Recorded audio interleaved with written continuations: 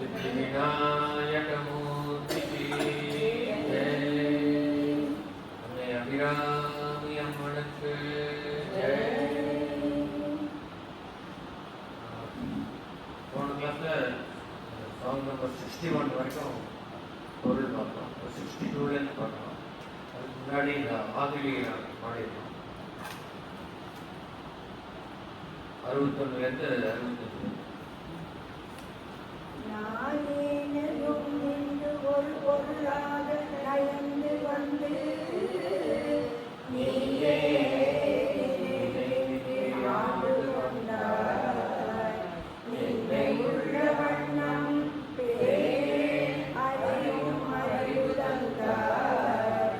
என்ன பேரு பெற்றேன் தாயே மலை மகளே செங்கன்மா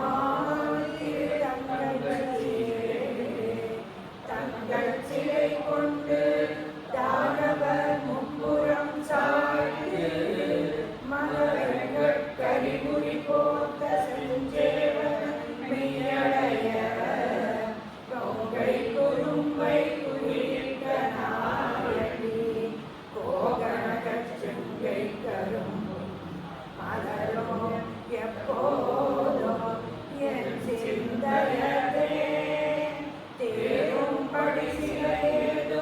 காட்டி முன் செல்வதிக்கு கூறும் பொருள் ஒன்றில் கொட்டும் தரி குறிக்கும் சமயமாறும் தலை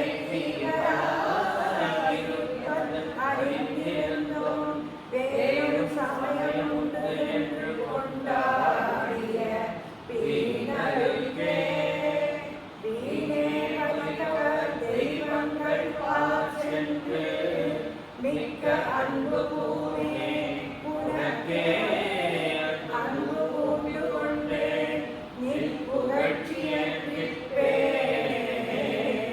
ஒரு பொழுதும் திருமேனி பிரகாசமன்றி காணேன். இருளமும் திசையாம் ககனமுமே ககனமும் வானம் புவனம் காண பெருக்காமலும் தகனம் முன் செய்த தவப் பெருமாறே தடக்கையும் செம்முகரும் முன்னாள் மோதலின் மகனும் உண்டாயோ வள்ளி செய்த வல்லமே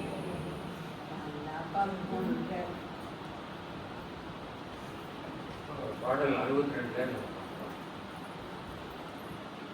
தங்கை சிலை கொண்டு தானவர் முப்புறம் சாய்த்து மத வெங்கட்கரி துதி போர்த்த செஞ்சேவனன். இந்த 2 வரியில சிவபெருமானுடைய 2 வீரச் செயல்களை குறிப்பிட்டார். அதாவது சிவபெருமான் திருவிளையாடல் புராணம் படித்தா 8 வீரச் செயல்களை செஞ்சிருக்காரு. அந்த 8 வீரச் செயல்கள் எல்லாமே தமிழ்நாட்டில் இருக்கிற ஒரு கேட்டங்களில் பண்ணது. அந்த எல்லா ஊர்லேயும் இன்னைக்கும் சிவன் கோவில் இருக்கு. அந்த கோவில் எல்லாத்துக்குமே பேர் வீரட்டேஸ்வரர், வீர அட்டேஸ்வரர். அந்த அட்டம்னா அஷ்டம், சம்ஸ்கிருதத்தில் அஷ்டம் சொல்றது அஷ்டாங்கிற வார்த்தை சம்ஸ்கிருதத்தினால அது தமிழில் அட்டம் பண்ணி வீர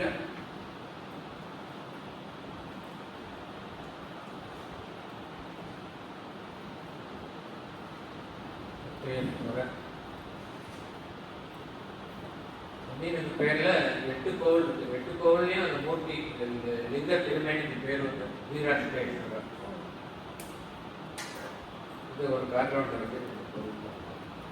இப்போ இந்த சிவபெருமான் செஞ்ச 8 வீரச் செயல்களையும் குறிப்பிடக்கூடிய நூல் எதுனாக்கா திருவிளையாடல் புராணம். அந்த திருவிளையாடல் புராணத்துல சிவபெருமான் செஞ்ச 64 திருவிளையாடல்கள் குறிப்பிடப்படும். அதில் 8 அவருடைய வீரச் செயல்கள்.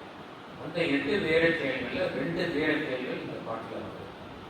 இப்போ இந்த திருவிளையாடல் புராணம் அப்படிங்கிற நூலை எழுதினது பரஞ்சோதி அடிகளார். பரஞ்சோதி முனிவர்னு சொல்றது பரஞ்சோதி அடிகளார். அவருக்கு வந்து சிறு தொண்ட நாயனார் ஒரு பேர் உள்ளார். அவர் 63 நாயன்மார்கள் இருந்தார்.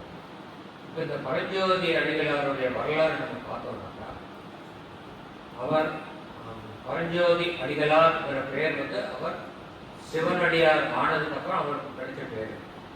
அதுக்கு முன்னாடி அவருடைய பேர் பரஞ்சோதி. இந்த பரஞ்சோதிங்கிறவர் அவருக்கு ஒரு தொழில் இருந்தது சிவனடியார் ஆனதுக்கு முன்னாடி.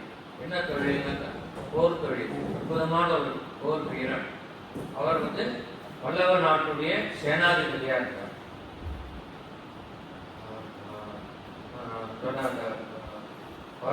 பரஞ்சோதிங்கிறவர் பல்லவ நாட்டுடைய சேனாதிபதி. அவர் மகேந்திர வர்ம பல்லவன் அப்படிங்கிற பல்லவன் வந்து ஆட்சி செஞ்ச காலத்தில் சேனாதிபதியாக இருந்து அவனுடைய மகனான இளவரசன் நரசிம்மவர்ம பல்லவன் பட்டம் சுட்டி மகாராஜா ஆனதுக்கப்புறம் கொஞ்ச நாளைக்கு அவர் வந்து சேனாதிபதியாக இருந்து அதுக்கப்புறம் அந்த பதவியை பிறந்து அவர் சிவன் அடியாராக மாறி சிவஸ்தலங்களுக்கு போய் பாடல்கள் எழுதி இந்த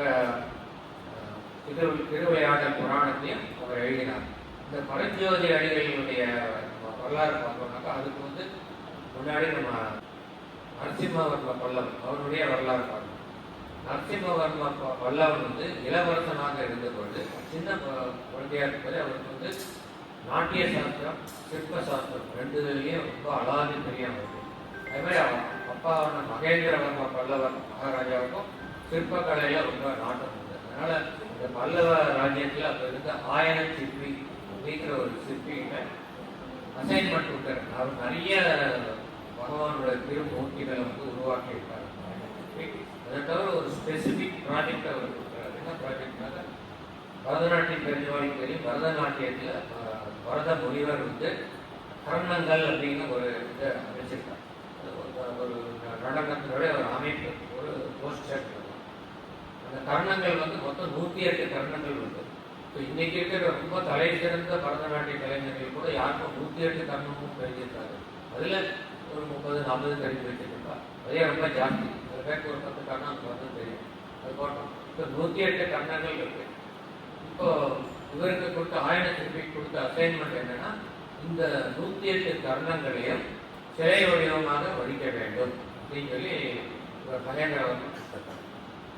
ஆனால் இவருக்கு வந்து அதிர்ஷ்டம் என்னன்னாக்கா, ஆயன சிற்பிக்கு அவருடைய மகள் பேர் சிவகாமி. அவள் நடன கலையில் நிபுணத்துவம் பெற்றவர், அற்புதமான நாட்டியங்களை. அவருக்கு இந்த 108 கர்ணங்களும் கட்டுப்படிக்கும். அதனால இவருடைய சிற்ப கூடத்துல தினமும் தன்னுடைய மகளை அழைத்து இந்த கர்ணங்களை ஆட வைத்து அதை மனதில் பதித்து கொண்டு சிலை வடித்தார். அப்ப வந்து நரசிம்மவர்மன் வந்து இளவரசனாக இருக்கும்போது அவனுக்கு வந்து இந்த சிற்பக்கலை மீது நாட்டியக்கலை மீது இருந்த ஆர்வம் காரணமாக தினமும் சிற்ப கூடத்திற்கு சென்று இந்த சிற்பி எவ்வாறு சிற்பம் வடிக்கிறார்னு அதை பார்த்துட்டு இருப்பார். அதே மாதிரி இவர் எப்படி நாட்டியம் ஆடுகிறார் சிவகாமி அப்படின்னு பார்த்துட்டு இருப்பார். இப்போ இந்த மாதிரி போயிட்டு இருக்கிற காலத்தில் நேச்சுரலி சிவகாமிக்கும் நரசிம்மவர்ம பல்லவனுக்கும் காதல் அரும்பி மலர்கிறது. அப்போ வந்து மகேந்திரவர்மனாகட்டும் நரசிம்ம பல்லவனாகட்டும் அவர்களுக்கு இந்த ஏழை பணக்காரங்கிற ஒரு வித்தியாசம் கிடையாது. நம்ம உயர்ந்த அரச குலம், இவர்கள் தாழ்ந்த சிற்பி குலம்ங்கிற மாதிரி வித்தியாசம் கிடையாது. அதனால வந்து நரசிம்மவர்மன் கண்டிப்பாக தெரியும், நாம் இந்த சிவகாமியை திருமணம் செய்து கொள்வதற்கு நம் தந்தை தடை விதிக்க மாட்டார். அவர்களுடைய காதல் வளர்ந்து கொண்டிருக்கிறது. இந்த மாதிரி சமயத்தில் பக்கத்தில் இருந்து சாளுக்கிய நாடு நாடு அதனுடைய தலைநகர் வாதாபி. இந்த வாதாபியை தலைநகராக கொண்டு சாளுக்கிய மன்னனான 2ஆம் புலிகேசி அப்படிங்கிறவங்க வந்து திடீர்னு முன்னறிவிப்பு இல்லாமல் இந்த பக்கத்து நாடான பல்லவ ராஜ்யம் மீது போர் தொடுத்து வரான். மகேந்திரவர்மன் நாட்டும் நரசிம்மவர்மன் பல்லவ நாட்டும் மிக சிறந்த வீரர்கள், அவருடைய சைன்யமும் சிறந்த வீரர்களை கொண்டது. அப்படி இருந்த போதும் முன்னறிவிப்பு இல்லாமல் அவர்கள் படையெடுத்து வந்ததனால் இவர்களால் இந்த படையெடுப்பை தாக்கு பிடிக்க முடியவில்லை. அப்பொழுதும் அவர்கள் தோற்று போகவில்லை. புலிகேசி வந்து யுத்தத்தில் ஜெயிச்சான்னு சொல்ல முடியாது, தோற்றான்னு சொல்ல முடியாது. அவன் வந்து கோட்டையை முற்றுகிட்டு அவனால் வந்து கோட்டையை உடைஞ்சிட்டு போக முடியல. அது மாதிரி இந்த மன்னராக இளவரசர்னா அவர்களை வெல்ல முடியவில்லை, அவர்களை கொல்ல முடியவில்லை. யாராவது ஒருத்தர் வந்து ஆட்சியில் இருக்கிறவங்களை கொன்றால்தான் அந்த வகை நாட்டு மன்னனுக்கு அந்த ஆட்சி போகும். அவர்கள் இருக்கிற வரைக்கும் அவங்க ஆட்சி போகாது. அது மாதிரி கோட்டையும் அவங்க வந்து ஆக்கிரமிக்க முடியல. அதனால தோல்விதான். இந்த தோல்வியினால உண்டான ஆக்ரோஷத்தினால அவங்க வந்து அந்த பக்கத்தில் இருக்கிற கிராமங்களில் இருக்கிற விவசாயிகள் ஜனங்கள் எல்லாரையும் கொடுமைப்படுத்தி அங்கே இருக்கிற செல்வங்கள் எல்லாம் அவன் வந்து கொள்ளையடித்து போயிடான். அப்போ அந்த அப்படி கொள்ளையடித்து சென்ற செல்வங்களில் ஒன்று அரிய செல்வமான சிவகாமி. சிவகாமியை வந்து சிறைப்பிடித்து அவளுடைய அழகை மயங்கி எப்படி ராவணன் வந்து சீதையை கடத்தி போறான், அது மாதிரி இவளை சிவகாமியை கூட்டு போறான். எப்படி சீதை ராவணனுக்கு உடன்படவில்லையோ, அவனுடைய இசைக்கு உடன்படவில்லையோ, அது மாதிரி சிவகாமியும் உடன்படவில்லை. அதனால வந்து அவன் வந்து சிவகாமியை சிறையில் இருக்கான். 2 வருஷம் அப்படி சிறையில் இருக்கான் சிவகாமி. இங்க நரசிம்மவர்மனுக்கு சிவகாமியை கொண்டு போயிட்டான்னு தெரிஞ்சோன்னா ரொம்ப கோபம், அதே சமயத்தில் வருத்தம் எல்லாம் வருது. 2 வருஷங்களா அவர் வந்து மிகப்பெரிய சேனையை திரட்டி அவர் இந்த சாளுக்கிய அரசு மீது படையெடுத்து சென்று வாதாபியை அழித்து சாளுக்கிய மன்னனை வென்று கொன்று பிறகு சிவகாமியை மீட்டெடுத்து, அதாவது சாளுக்கிய சாம்ராஜ்யத்தை பல்லவ சாம்ராஜ்யத்துடன் இணைத்து வாதாபியை கொன்று சிவகாமியை சிறை மீட்டு பல்லவ நாட்டிற்கு கொண்டு வருகிறார். அப்போ சிவகாமி சொல்றார், என்னிடத்தில் நான் மாற்றானுடைய ஊரில் இருந்துட்டேன், அதனால வந்து எனக்கு ராமாயண கதை தெரியும். அவர் சொன்னதாக இல்லை, பட் நான் சொல்றேன், ராமாயணத்தில் வந்து என்னதான் சீதை அக்னி பிரவேசம் பண்ணாலும் ஒரு சலவை தொழிலாளி சொன்னாங்கிறதுக்காக சீதையை வந்து பணத்துக்கு அனுப்புகிறார் ராமர். அந்த மாதிரி நான் மாற்றானோட வீட்டில் இருந்து வந்ததுனால என் பேரில் வந்து குறை யாராவது கண்டுபிடிக்கக்கூடும். அதனால நான் உனக்கு மனைவியாகக்கூடிய தகுதியை இழந்து விட்டேன். அதனால நீ வேறொரு நாட்டு இளவரசியை உனக்கு நல்லபடியாக வாழ வேண்டும் சொல்லிட்டு அவள் வந்து நாட்டிய கலைஞராக தன்னை அர்ப்பணிச்சிருக்காரு.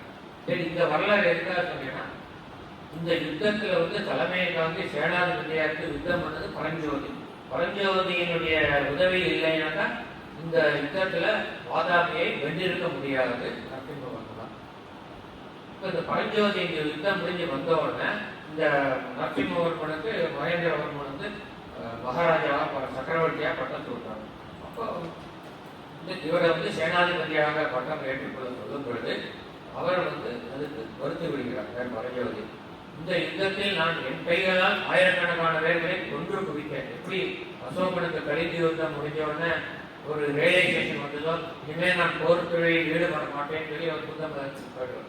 அந்த மாதிரி இவர் இனி நான் போர் தொழிலை செய்ய மாட்டேன், அதனால என்ன சேனாதிபதி பதவியிலிருந்து என்னோட விடுதலை செய்ய கேட்டேன், நான் இனி சிவத்தொண்டு செய்ய விரும்புகிறேன் அப்படின்னு சொன்னோன்னா நரசிம்மவர்மன் ஒரு பெரிய சிவபக்தன். அதனால சிவத்தொண்டு செய்ய விரும்புகிறேன்னு சரின்னு சொல்லி அவரை வந்து அந்த பதவியிலேருந்து அவரை விட்டுடுறாங்க.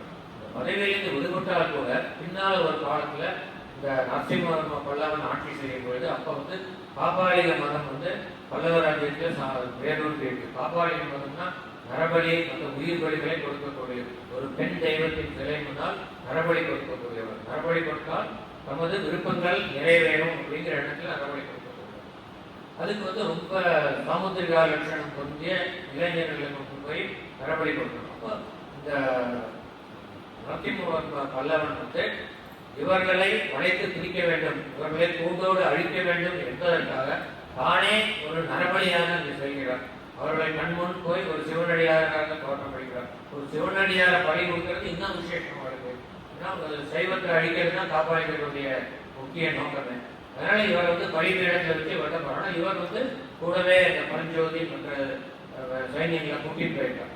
அப்போ இவரை வெட்ட போகும்போது அவள் சூழ்ந்துட்டு அத்தனை காப்பாளிகளையும் ஒரே நேரத்தில் அழிச்சுடுறான். அதுக்கப்புறம் அந்த தலைவர்கள் இல்லாததுனால காபாலிகம் தான் பல்லவ சாம்ராஜ்யம் தமிழ்நாட்டிலேயே அது அழிந்து வருகிறது. ஸோ இந்த வேலையை செஞ்சுட்டுனா பரஞ்சோதியும் சிவத்தொண்டு பண்றாரு. நான் நடுவில் வந்து நரசிம்மவர்மன் கூப்பிடுற அவங்களோட உதவி வேண்டும் காபாலிகளை அழிக்கிறது. அப்போ அவரும் போறாருன்னா சைவ மதத்தை வந்து காபாலிக மதம் அழிக்கிறது. அதனால காபாலிகளை அழித்தால்தான் சைவ மதம் அழைக்குங்கிறதுனால இவர் ஒரு சிவபக்தர் என்பதனால் அதற்கு உடன்பட்டு வருகிறார். இது ஒரு நிகழ்ச்சியை பண்ணிருக்கோம். இப்போ இந்த பாடலுக்கு வரலாம். இந்த பரஞ்சோதி அடிகள் சிவபக்தர் ஆனபில் திருவிளையாடல் புராணம் என்ற சிவபெருமானின் 64 திருவிளையாடல்களை குறித்து ஒரு வரலாற்று நூலை எழுதுகிறார்.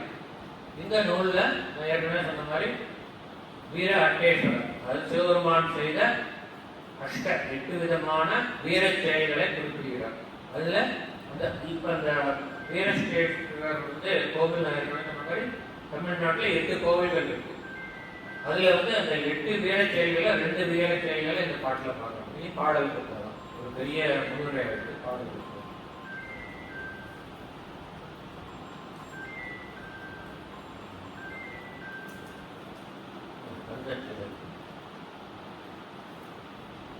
பங்கச்சிலை கொண்டு இப்போ உங்களுக்குலாம் தெரியும், நிறைய பாட்டில் சிலைங்கிற வார்த்தை கேள்விப்பட்டோம். சிலைனா சிற்பம் அல்ல, அது வில் அப்படிங்கிறது தெரியும். தங்கச்சிலை கொண்டுனா தங்கத்தாலான வில்லை கையில் ஏந்தி கொண்டு. தங்கத்தாலான வில்னா என்னன்னு தெரியும் உங்களுக்கு. மேருமலை பொன்மயமானது, மேருவை இல்லாத வளைக்கு அவை திருப்புறங்களை எரித்தார் அப்படிங்கிறது நமக்கு தெரியும்.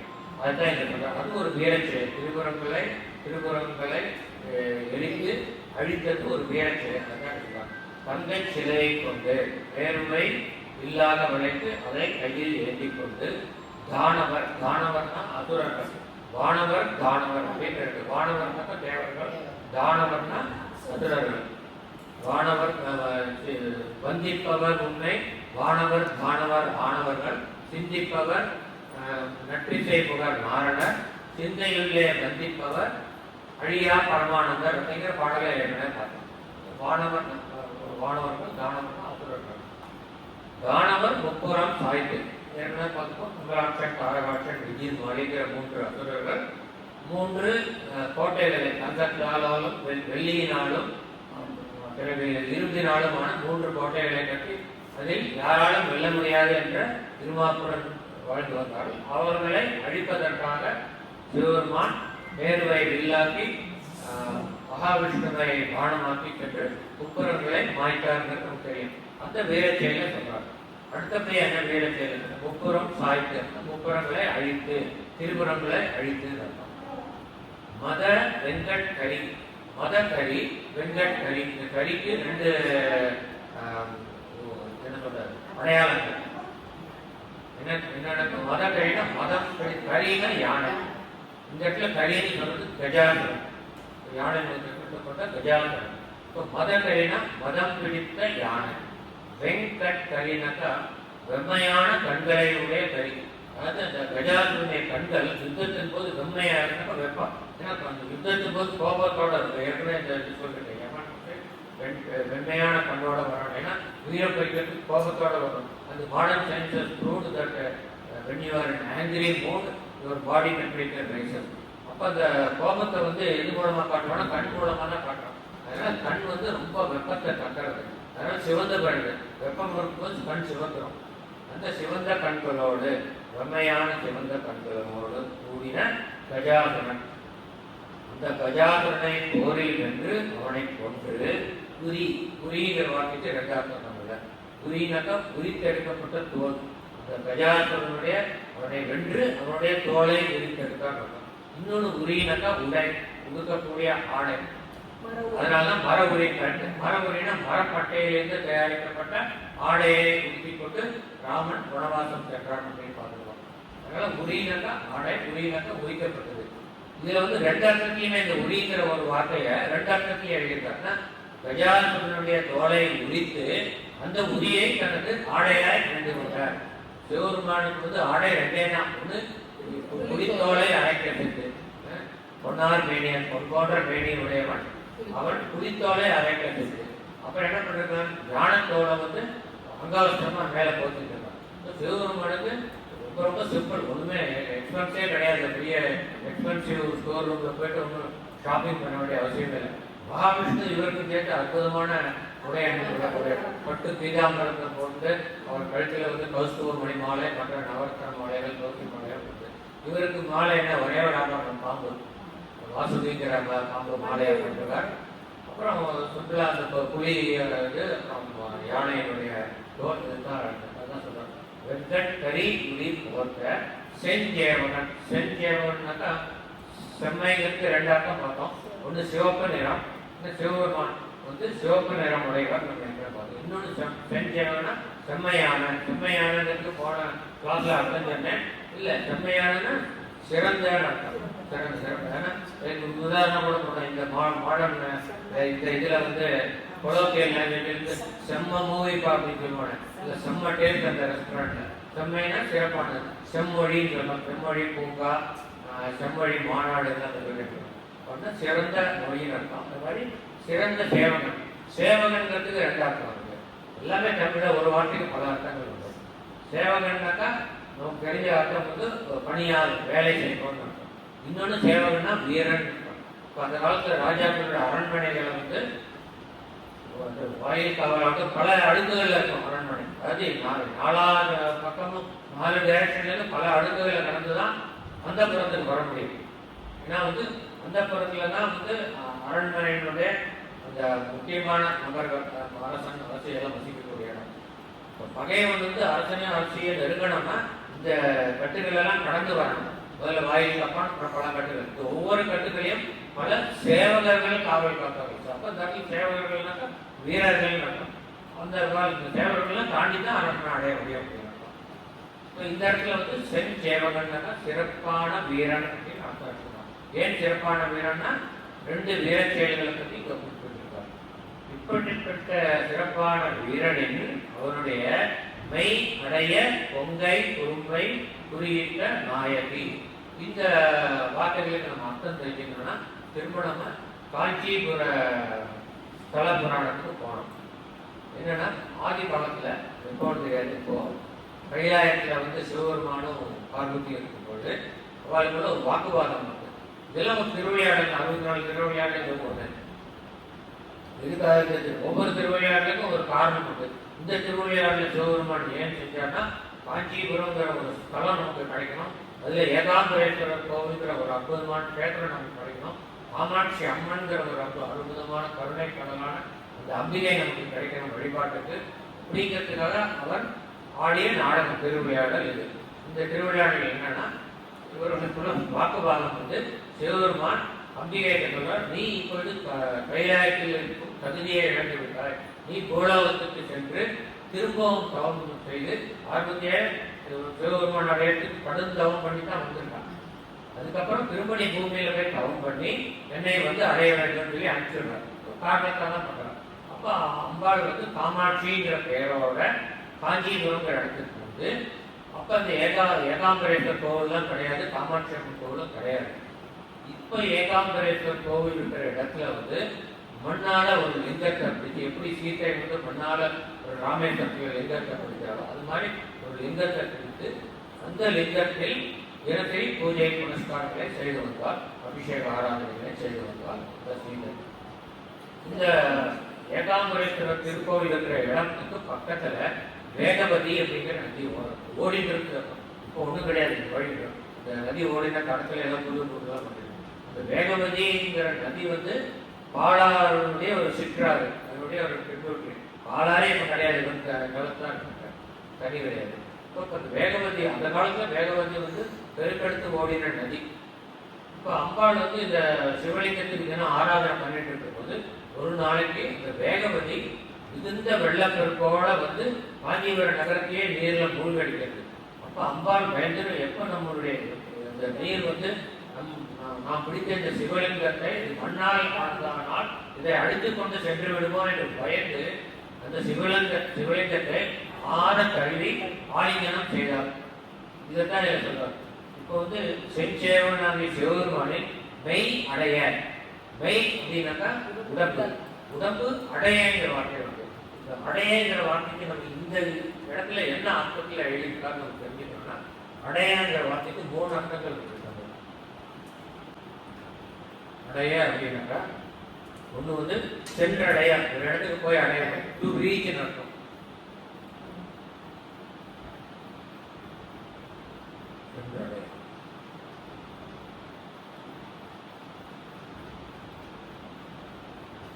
இன்னொரு அர்த்தம் அடைய, டு கெட். அதாவது விரும்பிய பொருளை அடைவதற்கு, நாம் பொருளை விரும்பினேன் அதை அடைய வேண்டும். பொருளை அடைய, பொருள் கிட்ட. அடுத்த மூணாவது அர்த்தத்துலாம் இங்கே எழுதியிருக்காங்க அடையாள. இது கொஞ்சம் ஒரு ஈஸியாக முடியாது. அதாவது இப்போ மேட்டர் எக்ஸிஸ்ட் இன் 3 ஸ்டேட்ஸ் தெரியும். Solid, liquid, gas. இப்போ இந்த சாலிட்னா சாலிட் பவுடர் எடுத்துக்கலாம். இப்போ லிக்விட் வந்து ஒரு லிட்டர் ஒரு வெசலில் ஒரு பாத்திரம், இந்த பாத்திரத்தில் தண்ணியை நிறையா விட்டுட்டு அதை போட்டு அமுத்தினாலும் அதில் எக்ஸ்ட்ரா தண்ணியை போட முடியாது. எவ்வளோ தண்ணியாக அவ்வளோதான் முடிக்கும். அதுதான் அவ்வையார் இந்த காலத்திலேயே எழுதியிருக்கேன்னா ஆழ முகத்தினும் கால் நாடி நாடி முகவாதுன்னு சொல்லுவாங்க. எவ்வளோ அற்புதமான சயின்ஸ். ஏதோ கிளாசிக்கல் நோட்டு தான் இதெல்லாம் கண்டுபிடிச்சி சொல்லிட்டு இருக்காங்க. இதெல்லாம் ஹிஸ்ட்ரியில் சயின்டிஃபிக் ஹிஸ்ட்ரியில். ஆனால் பாஸ்கல் இது சொல்றதுக்கு ஆயிரக்கணக்கான வருஷம் முன்னாடியே அவ்வையார் சொல்லியிருக்கா. அதில் 2 தேரி இருக்கு. ஒன்று வந்து ஆழ முகத்தின்னு சொன்னாக்கா லிக்விடினுடைய டெப்த் ஜாஸ்தியாகும் போது ப்ரெஷர் ஜாஸ்தியாகுது அப்படிங்கிறத சிம்பிளாக சொல்லிட்டான். ஆழ போனால் ப்ரெஷர் ஜாஸ்தியாகும். அப்படி ப்ரெஷர் ஜாஸ்தியானால் கூட அந்த கால் நாடி நிற்க முடியாதுன்னா ப்ரெஷரைஸ் பண்ணி லிக்விட் தான் இன்கம்ப்ரசிபிள்னு ஒன்று. ரெண்டாவது லிக்விடினுடைய ப்ரெஷர் வந்து இன்க்ரீசன் வென் டெப்த் இன்க்ரீசன். இந்த 2 சயின்ஸ் தியரியை ஒரே சிம்பிள் ஒரு பாயிண்டில் சொல்லிட்டான். ஆழ முகத்தினும் கால் நாடி போகணும். அதை ஒரு சயின்ஸ் நம்ம கிளைம் பண்ணவே இல்லை. அது ஒரு சாதாரண ஒரு ஸ்டேட்மெண்ட்டாக சொல்லியிருக்கோம். அதை போட்டோம். இப்போ ரெண்டாவது வந்து கேஸ் பண்ணோம். இப்போ கேஸ் வந்து நம்ம ப்ரெஷர் ஜாஸ்தி பண்ணோம்னா அது வந்து ஜாஸ்தி ஒரு ஸ்பெசிஃபிக் வால்யூமில் நிறைய குவான்டிட்டி கேஸை அடைக்க முடியும். இப்போ வந்து லிக்விடை வந்து முடியாது, கேஸுக்கு முடியும். இப்போ சாலிட் ரெண்டாக சாலிட் பவுடர். ஓகே, ஒரு உதாரணம் வந்து நம்ம ஆற்றுல வந்து ஒரு சம்படம் இல்லை ஒரு பிளாஸ்டிக் டப்பா. நீங்கள் அரிசி மாவு வாங்கிட்டு சூப்பர் மார்க்கெட் பிளாஸ்டிக் கட் பண்ணி இதில் போடுறேன். மேலே டீ கொட்டினோன்னா அது ரொம்பிடும் டப்பா. ஆனால் பாதி தான் இருக்கும். திரும்பலாம் குடுக்குவோம், கட்டுவோம். கட்டினா கொஞ்சம் கீழே இருக்கும். அப்போ இன்னும் போட முடியும். இன்னும் கட்டினா இல்லை. அப்புறம் கொஞ்சம் ஒரு கரண்டியை வச்சு அமுக்கினாக்கா இன்னும் காம்பேக்ட் ஆகும். So that means gas is compressible, solid powder is compact. Compact பண்ணுறது கம்ப்ரசிபிள் தான். இதுக்கு என்ன சொல்றோம், நம்ம இதுக்காக சொல்ல வந்தேன்னா இந்த ப்ராசஸ் நம்ம என்ன சொல்றோம், அடைச்சி போடுறோம் இல்லையா. அது வந்து மாவை அடைச்சி போட்டால் இன்னும் கொஞ்சம் போட முடியும். அடைய அப்படின்னாக்கா முழுவதும் வியாபிக்குமாறு, கொஞ்சம் கூட இடம் இல்லாம, காற்றுக்கு கூட இடம் இல்லாம முழுவதும் வியாபிக்குமாறு. இந்த அடையனாக்கா முழுவதும் நிரப்புமாறு. இப்போ இதுல வந்து இந்த அர்த்தத்தில் பார்க்கணும். சிவபெருமானுடைய உடல்னாக்க லிங்க திருமேனி, லிங்க திருமேனியை அடைய, அது வந்து 1 இன்ச்சு கூட விடாம முழுவதுமாக, அது முழுவதுமாக அடையான்னு சொல்றார். முழுவதுமாக கட்டி அணைத்தால் அம்பிகை காமாட்சி தேவி. அப்படி செய்யும் பொழுது என்னாச்சுன்னா, இன்னைக்கு அந்த லிங்க திருமேனியில் அந்த குறி இருக்கு, குறியிட்ட நாயகி. அதுல வந்து அடையாளத்தை போடுறோம். அப்படி கட்டி அணைக்கும் போது என்ன அடையாளம், அது மண்ணுனால, அது வந்து கிரானைட் பொண்ணால ஆனது இல்லை, மண்ணுனால ஆனதுனால அது ஈஸியா கொஞ்சம் கலர்ந்துக்கும். அப்போ வந்து அப்பால் கட்டி அணைக்கும் போது கொங்கை குறும்பை குறியிட்ட நாயகி. கொங்கைனா அவருடைய மார்பகங்கள், அந்த மார்பகங்கள் வந்து லிங்கத்தின் மேல அழுத்தினாலும் அந்த மார்பகங்களுடைய அந்த அடையாளம் அந்த லிங்கத்துக்கு வருது. குறுங்கைனாக்கா வளையல்கள். இப்போ நேற்றுக்கு தான் ஆடி போகிறோம், நம்ம வளையல்களை அழிச்சு அம்பாள் அழகு பார்த்தோம். இன்னைக்கு அந்த வளையல்கள் பற்றி பேசுறதுக்கு ஒரு வாய்ப்பு கிடைச்சது, ஒரு பாக்கியம் தான் அது. குறும்பைனா வளையல்கள். இந்த வளையல் இந்த கையோட அப்படி கட்டி அடைஞ்சாலும் அந்த வளையலோட கருப்பு அதில் சிவலிங்கம். இன்னைக்கும் அந்த அடையாளங்கள் இருக்கு. ஆனால் நமக்கு உள்ள கர்ப்பகிரகத்தில் போய் பார்க்க முடியாது. ஏதாவது அட்டையிட்ட வந்து நீங்கள் அந்த விளக்கு வச்சு அந்த காமிக்கணும்னா காமிக்கலாம். அடுத்த அந்த கோளுக்கு அதை பார்க்கலாம். கொம்பை குறும்பை குறியிட்ட நாயகி, அப்படிப்பட்ட தலைவியான அந்த அம்பிகையினுடைய கோ கனக செங்கை கரும்பும் மலரும் எப்போதும் என் சிந்தையலே. கோ கனக செங்கை கரும்பும், கனகம்னாக்க பொண்ணு, பொன்னிறமான சிவந்த நிறமுடைய கைகளில் ஏந்திய கரும்பு வில்லும், மலர்னாக்க பஞ்சபானங்களும் மலர் பானங்களும், இவற்றை எப்போதும் நான் என் சிந்தையில் வைத்திருக்க வேண்டும். எதுக்காக சொன்னால், இப்பதான் முன்னாடி ஒரு பாட்டில் பார்த்தோம், அம்பாளுடைய கையில் இருக்கிற வில் வந்து நம்மளுடைய மனசு. அம்பாளுடைய கையில் இருக்கிற பஞ்ச பானங்கள் நம்முடைய பஞ்ச தன்மாத்திரைகள், நம்முடைய பஞ்ச ஞானேந்திரியங்கள், ஐம்புலன்கள். இந்த ஐம்புலன்களை ஐம்புலன்கள் இருக்கிற இருப்புக்கு மனசு போறது, வில்லு போறது, இந்த அம்பு போறதுல அப்படி போகாம கட்டுப்படுத்தணும்னா அம்பிகையை நாம எப்பவுமே கரும்புகளிலும் மலர் கணைகளிலும் உள்ளவளாக மனதில் கற்பனை செய்து கொண்டு தியானித்தால் நம் மனம் நமக்கு கட்டுப்படும், நம் ஆன்மாவுக்கு கட்டுப்படும். மனம் போனபடி போகாது அப்படின்னு அர்த்தம். தியானத்தில் ஈடுபடுபவர்கள் அம்பிகையை கரும்பு சிலையும் மலர் கணைகளும் கொண்டவளாக வைத்து தியானிக்க வேண்டும் அப்படிங்கிறத இதுல அழகா சொல்லியிருக்கார். அடுத்த பாட்டு.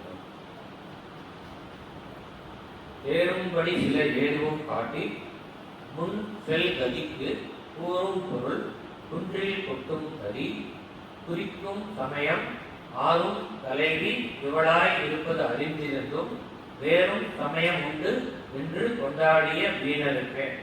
இதுக்கு அர்த்தம் புரிஞ்சுக்கணும்னா நம்ம இங்க இருந்து ஆரம்பிக்கணும். எங்கன்னா 2வது வழியில கடைசி வார்த்தை சமயம் அப்படின்னு. சமயம் ஆறும் குறிக்கும்ங்கிறது அப்புறம் கொண்டு வந்துடும். சமயம் ஆறும் குறிக்கும் தலைவி இவளாய் இருப்பது அறிந்திருந்தும் வேறும் சமயம் உண்டு என்று கொண்டாடிய வீணருக்கு தேரும்படி சில ஏதுவும் காட்டி முன் செல் கதிக்கு கூறும் பொருள் குன்றில் கொட்டும் தரி அப்படின்னு முடிக்கிறார். ரொம்ப அழகான பாட்டு இது. என்ன சொல்றோம்னா குறிக்கும் சமயம், அதாவது சமயம் ஆறும் குறிக்கும் தலைவி. சமயம் ஆறும்னா உங்களுக்கு தெரியும், ஆதிசங்கரர் ஸ்தாபித்த ஷண்மதங்கள் 6 சமயங்கள். காணபத்தியம், கணபதியை தியானிக்கிறது காணபத்தியம், மகாவிஷ்ணுவ தலைவனாக ஏற்று வழிபடுறது வைஷ்ணவம், சிவனையே முழுமுதற் கடவுளா வணங்குவது சைவம், அம்பிகையை அனைத்துமாக நினைத்து வழிபடுவது சாஸ்திரம், குமர கடவுளையே அனைத்துக்கும் மூலமாக நினைத்து வழிபடுவது கௌமாரம், அப்புறம் சூரியனையே தேவனாக நினைத்து வழிபடுவது சௌரம். 6 மதங்கள். இந்த சமயம் 6 சமயங்களும் குறிக்கும் தலைவி. இந்த 6 மதங்களும் எவளை தலைவி என்று காட்டுகிறதோ அவள் அம்பிகையே அப்படின்னு சொல்லி சொல்றாங்க. ஏன் சொல்றாங்கன்னா, இப்போ ஏற்கனவே ஒரு பாட்டுல பார்த்துக்கோம், முதல் மூவருக்கும் அன்னையன்னு பார்த்தோம். முதல் மூவர்னா யாரு? பிரம்மா விஷ்ணு சிவன். இவர் மூவருக்கும் அன்னையானவள் ஆதிபராசக்தி. அதனால இவர்களுக்கு தலைவி அவள் அப்படின்னு அர்த்தம்.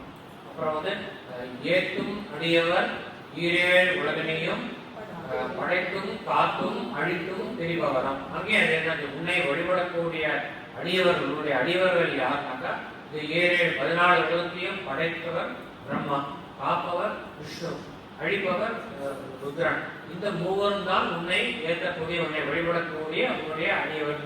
இதுல என்ன தெரியும்னா பிரம்மாவும் விஷ்ணுவும் சிவனும் வழிபடுறது அம்பிகையை. இப்போ வைஷ்ணவமும் சைவமும் தலைவியாக எடுத்துக்கொள்வது அம்பிகையை. சாஸ்திரத்தை சிறந்த உபாயமாக அவர்கள் எடுத்துக்கொள்கிறார்கள். அடுத்தபடிய என்ன பார்க்கணும்னாக்கா,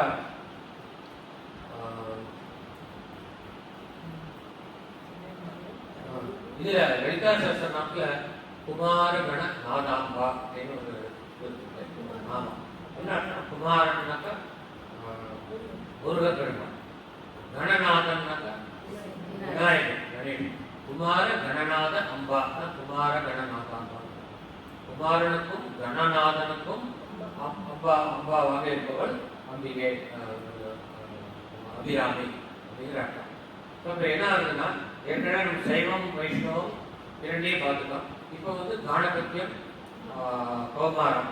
அதனால் இந்த 4 மதங்களையும் தலைவியாக ஏற்றுக்கொள்வது அம்பிகையை. அதனால சமயம் 6க்கும் தலைவர். அப்புறம் சூரியன் இருக்கார். பிரம்மா விஷ்ணு சிவனே அம்பாளை தலைவியாக இருந்தால் சூரியன் ஒரு தேவன், தலைவியாக ஏற்றுக்கொள்வான். அதனால எல்லா சமயங்களும் தலைவியாக ஏற்றுக்கொள்வது அம்பிகையே, ஆதிபராசக்தியையே அப்படின்னு சொல்றார். அதனால சமயம் ஆறும் குறிக்கும் தலைவி இவளாய் இருப்பது அறிந்திருந்தும் அதை உணர்ந்திருந்தும் இந்த உண்மையை தெரிந்து கொண்டிருந்தும் வீணாக வீம்பு கண்டு வேறும் சமயம் உண்டு என்று கொண்டாடிய அப்படி இல்லைன்னு என்ன, நான் வந்து எனக்கு இஷ்ட தெய்வத்தை பார்த்து நான் வழிபடுறேன், அம்பிகை நான் வழிபட மாட்டேன்னு சொன்னாங்க. நீ வந்து யார் சுப்ரீமோ அவளை போய் பார்க்கணும், பார்த்தா அவன் காரியம் நடக்கும். சின்ன சின்ன அவளுக்கு கீழே இருக்கிற சபார்டினேட்லாம் பார்த்தா டேக்ஸ் டைம், அவளுக்கு மேலே சொல்லி அவளுக்கு மேலே சொல்லி அப்புறம் கடைசியில் போகணும். டைரக்டா உனக்கு சுப்ரீம் போகிறதுக்கு வழி இருக்கும்போது அங்கே போய் வழிபடுறதுதான் சிறந்தது. நீ வேற தெய்வத்திட்ட வழிபட்டு அவன் உனக்கு ரெக்கமெண்ட் பண்ணி தான் அங்கே போகணும். அதனால இப்படி வேற தெய்வங்களை வழிபடக்கூடியவர்கள் தங்கள் நேரத்தை வீண் செய்கிறார்கள் என்ற அர்த்தத்தில் வீணருக்கே அப்படின்னு சொல்றாரு. வேறும் சமயம் என்று கொண்டாடிய வீணருக்கு, அப்படிப்பட்ட வீணாக பொழுதுபோக்குபவர்களுக்கு அவர்களுக்கு தேரும்படி சில ஏதுவும் காட்டி, தேரும்படினா அவர்கள் வாழ்க்கையில் கடைத்தேறும்படி அப்படின்னா அந்த பெருவிப்பெருக்களை பெருங்கடலை கடப்பதற்கான உபாயத்தை தேரும்படி சில ஏதுவும், ஏதுவும்னா வழியும் உபாயமும் மார்க்கமும் இல்லைனாக்கா அதற்கு வந்து என்ன சொல்றது எடுத்துக்காட்டுகளும். எடுத்துக்காட்டாக ஒரு எக்ஸாம்பிள், இதுக்கு முன்னாடி வந்து அம்மாவை வழிபட்டோம் இந்த மாதிரி நற்கதிக்கு போயிருக்கான ஒரு எடுத்துக்காட்டு.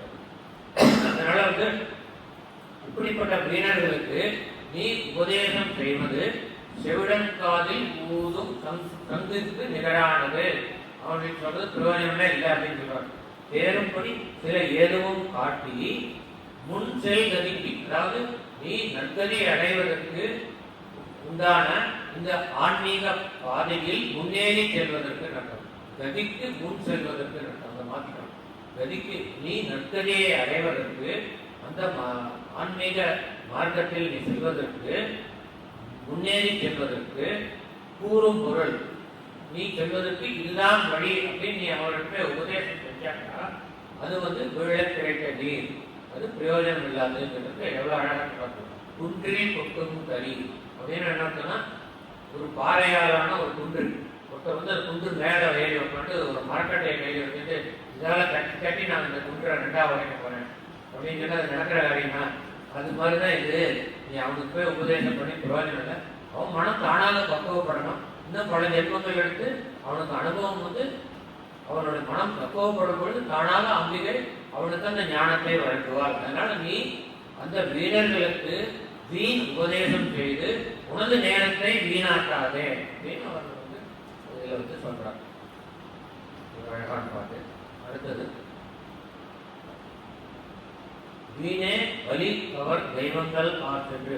போனதுல வந்து 6 சமயங்களை பற்றி சொல்றாங்க. இப்போ அதுக்கு பியாண்ட் த 6 ரிலிஜன்ஸ் சொல்றாங்க. என்ன 6 ரிலிஜன்ஸ் 6 மார்க்கங்கள், இந்து தர்மத்தினுடைய 6 மார்க்கங்களை பற்றி சொல்லிட்டு இப்போ வேற இந்து தர்மத்தை தவிர வேற மதம். அப்போ வந்து இப்போ இருக்கிற இந்த இஸ்லாம் கிறிஸ்டியானிலாம் கிடையாது இல்லையா? அப்போ ஜெயின மதம் இருந்தது, பௌத்த மதம் இருந்தது, இன்னொரு மோசமான மதம் காபாலிகள் மதம் இருந்தது. அந்த காபாலிகம் தான் வந்து நரபலி கொடுக்கிறது, வேற உயிர் வகை பண்றது. அதெல்லாம் இப்போ இந்த வீணே பலி கவர் தெய்வங்கள் பார்த்துங்கிறது வந்து காபாலிக மதத்தை பற்றி சொல்றாங்க. பலி உயிர் பலியை ஏற்றுக்கொள்ளக்கூடிய தெய்வம் அது வந்து காபாலிக மதத்தில் உள்ள தெய்வம்.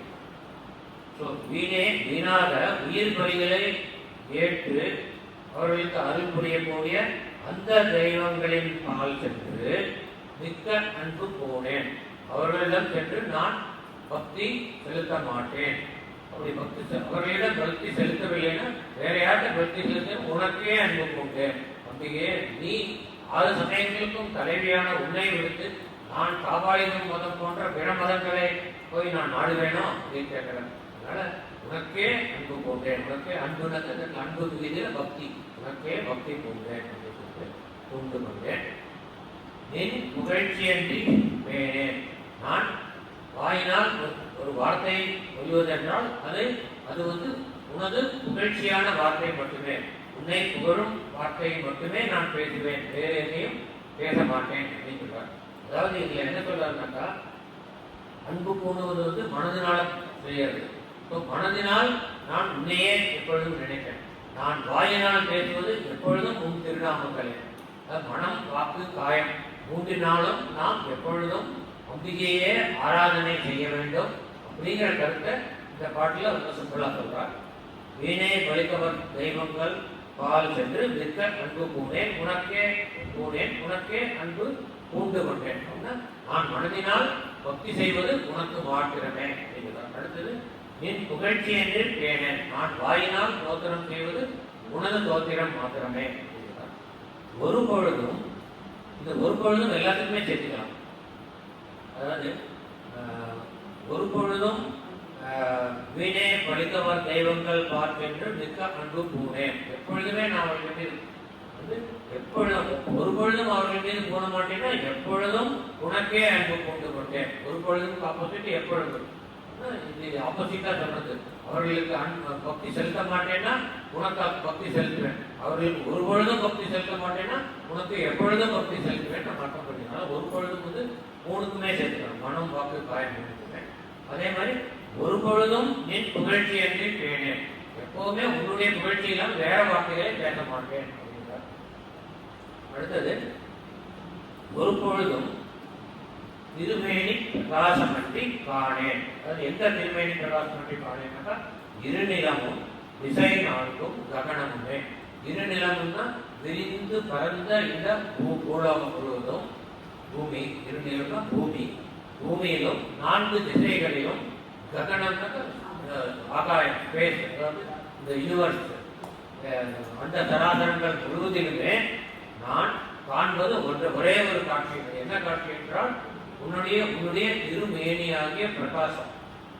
அம்பாள் எப்பவுமே தியானம் பண்ணும்போது அவருடைய ஆக்ஞா சக்கரத்துல ஜோதிமயமா வந்து காட்சி கொடுத்துருக்கா. அதனாலதான் வந்து சரபோஜி பண்றது அமாவாசை அன்னைக்கு நீ என்ன திதி கேட்டதுனால பௌர்ணமின்னு சொல்றாருன்னா பௌர்ணமி நிலவை தான் அவர் எப்பவும் பார்த்துட்டு இருக்காங்க. அதுதான் என்ன சொல்றார், ஒரு பொழுதும் நின் திருமேனி பிரகாசமின்றி காணேன். அது தவிர வேற எதையுமே நான் பார்க்க மாட்டேன். அதாவது நான் காணும் காட்சி முழுவதுமே நீயாகத்தான் தெரிகிறாய். எப்படி தெரிகிறாய்னா ஒளி மிகுந்த ஒரு மின்னல் கொடி போல் நீ தெரிகிறாய் என்று சொல்றார்.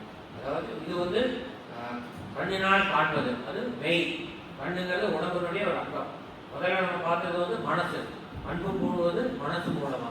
மனதினால் ஒரு பொழுதும் நான் வேறு யார் மீதும் அன்பு போட மாட்டேன்.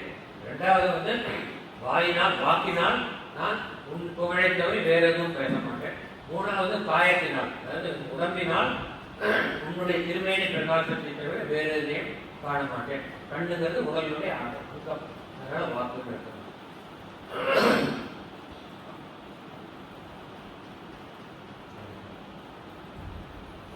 இதில் பார்த்தீங்கன்னா ஒரு அழகான ஒரு கவிதை இருக்கு. இவர் வந்து மனம் வாக்கு காயம் 3 நாளே நான் எதை செய்ய மாட்டேன் அப்படிங்கிற ஒரு 3 வார்த்தைகளை போட்டிருக்கார். என்ன வார்த்தைன்னா பூனேன், தேனேன், காணேன். இந்த 3 எவ்வளோ அழகான ஒரு விருத்தமோட ரைமோட அடுத்த பாடம். ககனமும் வானும் புவனமும் காணம். புவனம்னாக்கா பூலோகம், வானம்னாக்கா தேவலோகம், ககனம்னாக்கா ஆகாயம் வந்து இந்த விரித்து பார்த்த அண்டசராசனம். அண்டசராசனத்தில் பூலோகம் தேவலோகத்தை தவிர இன்னும் 12 லோகங்கள் இருக்கு. 14 லோகங்கள். அதனால் இந்த அனைத்து உலகங்களிலும் உள்ள அனைத்து ஜீவராசிகளும் காண பார்க்கும்படியாக அனைத்து மனிதர்களும் அனைத்து ஜீவராசிகளும் காணும்படியாக என்ன காரியம் செய்தார் என்றால் காமனங்கம் ககனம் முன் செய்த தவப்பெருமாக்கு. காமன் கரும்பை இல்லாத கொண்ட காமன். கரும்பை இல்லாத கொண்டது அதிகப்பட்டமில்ல மன்மதன். இதற்கு மன்மதன் சொல்றார். அனைத்து உலகங்களும் காணும்படியாக தனது கைகளில் கருப்பு வில்லை ஏந்திய மன்மதனின் அங்கம், அவருடைய மேனி, அதை ககனம் முன் செய்த, அதை எரியக்கூடியாக தனது நெற்றிக்கண்ணை திறந்து நெருப்பு பொறியை வெளியிட்டு அவனை ககனம் செய்த தவப்பெருமாற்கு. தவப்பெருமாற்றுங்கிற வார்த்தையை கொடுத்து ரொம்ப முக்கியமான காரணத்து வந்து சிவபெருமான பல தேசம் குறிப்பிடலாம். இந்த தவப்பெருமாறுன்னு ஏன் சொல்றாங்கன்னா அவர் எப்பொழுதும் தவம் செய்து கொண்டிருக்கிறார். இப்போ இந்த மன்மதனை எரிச்ச காரியத்துக்கும் அவருடைய தவத்துக்கும் சம்பந்தம் இருக்கும். அது எல்லாமே தெரியும் இந்த வரலாறு. ஏன்னா இந்த சிங்கமுகாசுரன், அப்புறம் தாரகாசுரன், அப்புறம் சூரபத்மன், இந்த 3 அசுரர்களும் ரொம்ப அட்டுவழி பண்ணி தேவர்களை சிறையில வச்சு பூமியில இருக்கிற ரிஷிகளை கொடுமைப்படுத்தி எல்லாம் பண்ணிட்டு நம்ம பார்த்தோம். இப்போ இவர்களை வதம் செய்ய வேண்டும். அதுக்கு வந்து என்னை அவர்கள் வாங்கின வரம் என்னன்னாக்கா சிவனுக்கும் பார்வதிக்கும் உண்டாகக்கூடிய ஒரு குழந்தையினால் தான் அவர்களை வதம் செய்ய இயலும் என்று வரம் பண்ணியிருக்கார். ஆனால் சிவபெருமான் ஆயிரக்கணக்கான வருஷங்களா தவத்திலேயே இருக்கார், மீண்டு வரல. அவர் மீண்டு வந்தால் தான் இவருடைய சக்தியை நினைத்து ஒரு மாபெரும் சக்தி முருகப்பெருமானாக தோற்றமடைக்கும். அதுக்கு ஒரு உபாயம் தேடினார்கள், முடியல. அதனால சிவபெருமானுடைய பவத்தை கலைக்க வேண்டும். அதுக்கு மன்மதனை ஏற்படுகிறார். அப்போ மன்மதன் வில்லை எடுத்துன்னு அவர் மேல பானத்துக்கு கொடுத்தார். அதனாலதான் விற்காமன்ற வார்த்தையை போடுறார். அவருடைய தவம் கலைந்தது மன்மதன் கையிலிருந்து வில்லிலிருந்து புறப்பட்ட பானத்தினால். அதனால இந்த வில்லை அவன் கையில் ஏந்தி அவன் செய்த காரணத்தினால் அவர் எரிக்கிறார். எவ்வளவு அழகாக வார்த்தை பிரயோகம். காமனுக்கு எத்தனையோ அவன் சொல்லலாம், விற்காமன்னு சொல்றது கஷ்டம். காரணம் இதுதான். அதே மாதிரி தவப்பெருமானுக்கு காரணம்னாக்கா இதை எரிச்சதுக்கு காரணம் அவருடைய தவம் கலைந்தது. தவத்தை மன்மதன் கலைக்கிறான், அதனால் கோபம் அடைக்க சிவபெருமான் அவனை அழிக்கிறார் என்று தவப்பெருமானுக்கு ஒரு அர்த்தம் இருக்கு. விற்காமன்னு சொல்றதுக்கும் ஒரு அழகான அர்த்தம் இருக்கு. விற்காமன் அங்கம், இதுல இன்னொரு அங்கம்னு சொல்றாரு. ஏன்னாக்கா அவனை அழிக்கிறார், அவன் முழுவதுமா அழிஞ்சு போறான். ஏன்னா ரத்தி தேவி பார்வதி இருக்கிற முறையீடு இந்த மாதிரி என்னுடைய கணவன் அழிஞ்சு போயிட்டானே, இன்னைக்கு எனக்கு யார் இருக்கா அப்படின்னு சொன்னா, அப்போ அவருக்கு வரம் கொடுக்குறார் சிவபெருமான். உன் கண்ணுக்கு மட்டும் அவர் தெரியும், அவருடைய உடம்பு அழியல. அழிச்சாங்களா அந்த பண்ணியிருக்கேன், நான் அழியல, அவன் உயிரோட தான் இருக்கான். ஆனா மற்றவருடைய கண்களுக்கு அவன் தென்பட மாட்டான், உன் கண்ணுக்கு தென்படுவான். எப்பவும் போல் நீ அவருடன் சேர்த்து வாழலாம் அப்படின்னு ஒரு வரத்தை கொடுக்குறாரு. அதனாலதான் அவனுடைய அங்கம், அதாவது மற்றவர்களுக்கு புலப்படக்கூடிய அவனுடைய உடல் அழியும்படியாக அவனுடைய ஆன்மா அப்படியே தான் இருக்கு. அவன் மன்மதனாகவே திரும்ப ரதியுடன் சேருகிறான். ஆனால் அவன் அங்கம் மற்றவர்கள் கண்களுக்கு புலப்படாது, தேவனுடைய கண்களுக்கும் புலப்படாது, தேவேந்திரன் கண்களுக்கும் புலப்படாது. ரதி ஒருத்தருடைய கண்களுக்கு மட்டும்தான் புலப்படுவான் மன்மதன். அதுதான் அங்கம்ங்கிறவன். எல்லா வார்த்தையும் குறித்து இதோட சிறந்த வார்த்தையே இல்லைங்கிற மாதிரி எழுதியிருக்காரு. ககனமும் வானும் புவனமும் காண விற்காமனங்கம் தகனம் முன் செய்த தவ பெருமாக்கு. இப்ப என்னாச்சு, அந்த இவருடைய நம்ம ஏற்கனவே ஒரு பாட்டுல பார்த்தோம், துணை அதிபதி ஜெயமானது அபஜயமாக முன் பார்த்தவர் தம்மதி ஜெயமாக அன்றோ வாம பாகத்தை ஒவ்வியதை.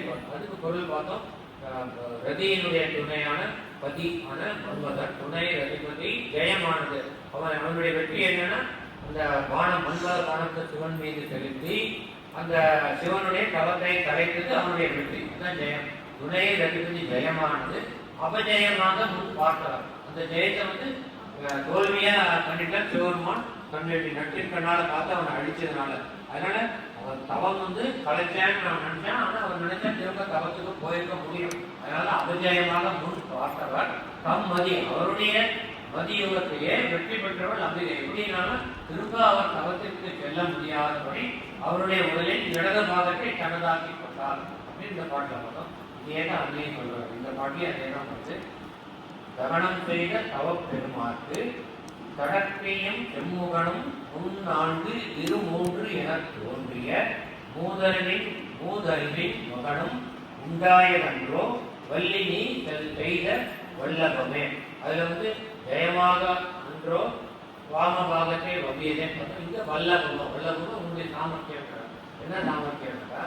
அந்த தவ பெருமான் அவர் திரும்ப தவத்துக்கு போனா குரு பெருமான் தோன்றி இருக்க மாட்டார். ஆனா அம்பாள் அதுக்குள்ள அவர் ஆட்கொண்டு தன்னுடைய அவருடைய உடலின் ஒரு பாகத்தை கேட்டு வாங்கி கொண்டார். அப்படி வாங்கினதுனால என்னாச்சுனாக்கா, இப்போ சிவபெருமானுடைய நெற்றி கண்ணிலிருந்து தோன்றக்கூடிய அக்னி பிழம்பு ஒரு தீப்பொறியானது அந்த நெற்றி கண்ணுக்கு இடது பாகம் வலது பாகம் ரெண்டு பாகம் இருக்கு அந்த கண்ணு. அந்த தீப்பொறி ரெண்டு பாகத்திலேருந்து வருது. வலது பாகத்து நெற்றிக்கண்ணிலிருந்து வரக்கூடிய தீப்பொறி சிவனுடைய அம்சம், இடது பாக நெற்றிக்கண்ணிலிருந்து வரக்கூடியது அம்பிகையினுடைய அம்சம். அந்த தீப்பொறியானது இரண்டு அம்சங்களும் கலந்தது. அதனால அவர்களுடைய அசுரர்கள் பெற்ற வரம் அது பூர்த்தியாகிவிடும். இந்த இரண்டிலிருந்தும் பிறந்தவன் தான் அவர்களை கொல்ல முடியும் அப்படிங்கிற வரத்துக்கு சரியா பிறந்த முருகப்பெருமான் இந்த ரெண்டு நடு தீப்பொறி நடு கண் வெற்றி கண்ணிலிருந்து இந்த தீப்பொறி வந்ததுனால சிவனின் அம்சமும் அம்பிகையின் அம்சமும் சேர்ந்து உண்டான தீப்பொறி. அந்த தீப்பொறியில் 6 தீப்பொறிகளாக அது பிரிந்து சரவண பொய்கையில் சென்று அடைந்து பிறகு அது வந்து முதல்ல கங்கை அக்னி தூக்கிட்டு போவான். அவங்க உஷ்ணம் தாங்க முடியாம கங்கையில போட்டுவான். கங்கையில போய் சரவண பொய்கை தான் அது வரலாறு. சரவண பொய்கையில விழுந்தோம்னா அது 6 பொறிகளாகி 6 தாமரைகள் மீது 6 திரு உருவங்களாகி அந்த 6 கார்த்திகை பெண்களால் வளர்க்கப்பட்டு பிறகு அம்பிகை அந்த 6 உருவங்களையும் சேர்த்து அணைத்த பொழுது 6 முகனாக ஒரு உருவமாக முருகப்பெருமான் தோன்றினான் தெரிய வரலாறு. அதைத்தான் இங்க ரொம்ப அழகாக சொல்றாரு. என்ன சொல்றாங்கன்னா, தவப்பெருமாருக்கு கடற்கையும், கடற்கைனா நீண்ட திருக்கரங்களும், செம்முகனும் சிவந்த அழகிய முகங்களை உடையவனும் அப்படின்னு சொல்லிட்டு முறையே அப்படிங்கிற வார்த்தையை நம்ம சேர்த்துக்கணும். கடற்கையும் செம்முகனும் முறையே 3 3 into 4 12. அப்ப என்ன, கடற்கை 12 12 கரங்கள். அப்புறம் 2 2 into 3 6. முறையே ரெஸ்பெக்டிவ்லிங்கிறது இந்த இடத்துல வருது.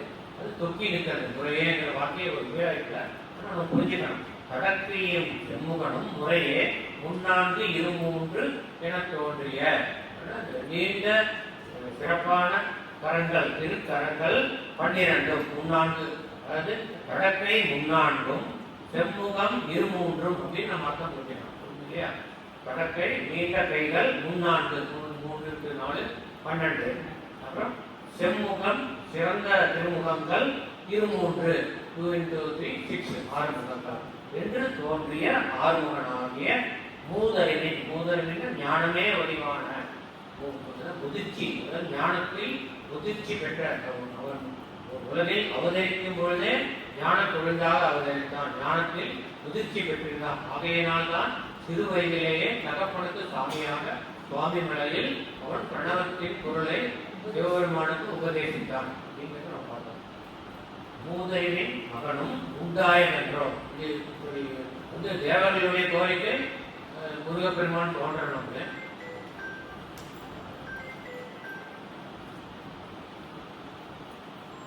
அதுக்காக மன்மதனை அனுப்பி இது மாதிரி செய்யறாங்க. இப்போ வந்து சிவபெருமான் மன்மதனை அழிச்சதுனால அது வந்து பலன் இல்லாமல் போச்சு. திரும்ப அந்த பலன் உண்டாகி தேவர்கள் காக்கப்பட வேண்டும் என்ற கருணையினால் அம்பிகை சிவபெருமானுடன் கலந்து முருகப்பெருமானை தோற்றுவித்து அசுரர்கள் சம்ஹாரம் செய்யப்படுவதற்கு காரணமாக அமைகிறார் அப்படின்னு சொல்லி அழகா அம்பாளுக்கு அதை நடிக்க கொடுக்குறார். முருகப்பெருமான் தோன்றியதற்கான அந்த அம்பாள். மூதறிவின் மகனும் உண்டாயம் என்றும் வள்ளி நீ செய்த வல்லதமே. வல்லதமேனா உன்னுடைய சாமர்த்தியம் அல்லவா. பராசக்திக்கு ஜெய். அபிராமிய மனது ஜெய்.